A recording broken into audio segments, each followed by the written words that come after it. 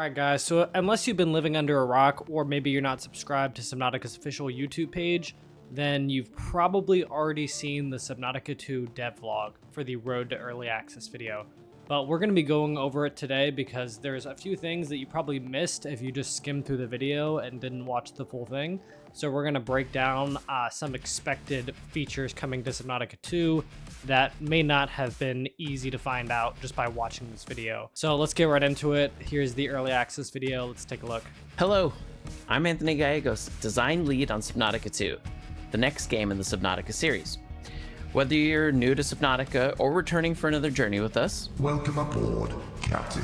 We're kicking off the road to early access now, and we want you to be part of it. Just like with Subnautica and Below Zero, we'll be inviting you on a futuristic underwater survival adventure set in an all-new mysterious alien world. Okay, so that right there, that fish that just stopped in that cave.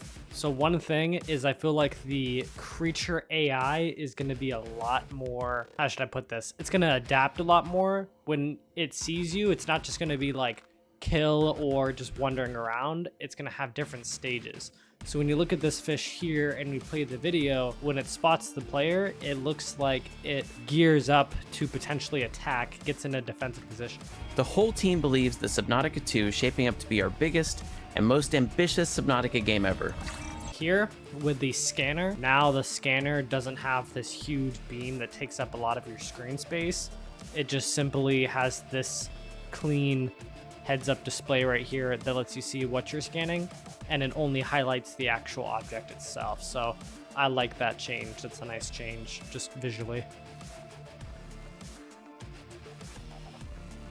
So if you can see in the building options here, this menu looks like it's been overhauled in general. It looks like your PDA now takes up the full screen, which I think is nice. I think the PDA tablet was a cool idea, but it looks like they're going to lean towards just like a full heads-up display. Now this is just the building icon, so potentially it could be different when you get into everything else, but I think that it's going to be a new heads-up display instead of the tablet.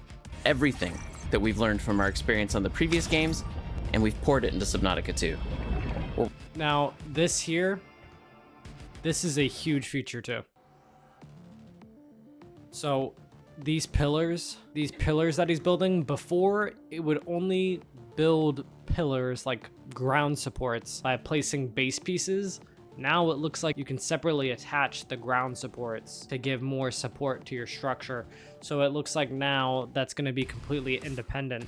Potentially you could build up your ground supports from the very bottom of a biome and then put your base on top, instead of having to place the base first and the supports automatically go down. So that's another change that looks like is coming. We're working with veterans of the Subnautica series, but have also brought on some new faces, so you know you'll be in good hands.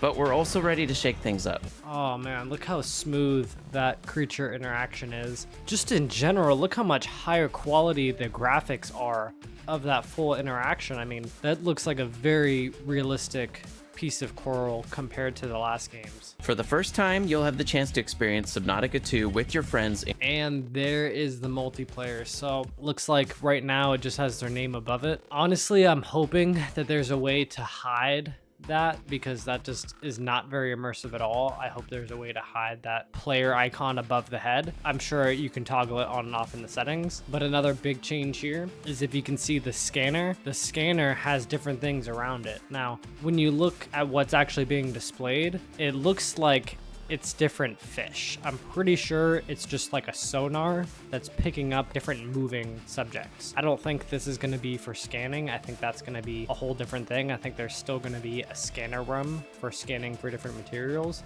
but it looks like this will help you without having to constantly look back and forth to check for predators. You'll be able to see what's moving around you. Whether you choose to play solo or with friends, we hope each descent into the depths is more thrilling than ever. If that sounds awesome to you, then join us for early access later in 2025. You'll be there when we first add new vehicles, craftables, biomes, and leviathans. And you'll be able to tell us. And look at that leviathan right there. That looks like some crazy squid. And the biggest thing that I think people aren't picking up on is in these developer tools, you can see these are all individual appendages. these lines going around here, these are all going to be able to operate independently. So multiple players can potentially all be targeted by the same Leviathan. I think that's mainly what these new squid and octopus-like Leviathans are for, is because with the introduction of multiplayer, now they're going to have Leviathans that seem like they can target multiple at once. And then you have the eye here, and I'm assuming the eye on the other side as well. So it's going to be able to track multiple targets all at the same time is what it looks like here. Those were some of the in-depth changes from the devlog reveal.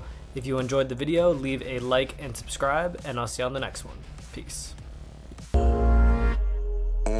Backlash written on me, card popping on a glass bowl. I've been ballin', free my ladies and counting down.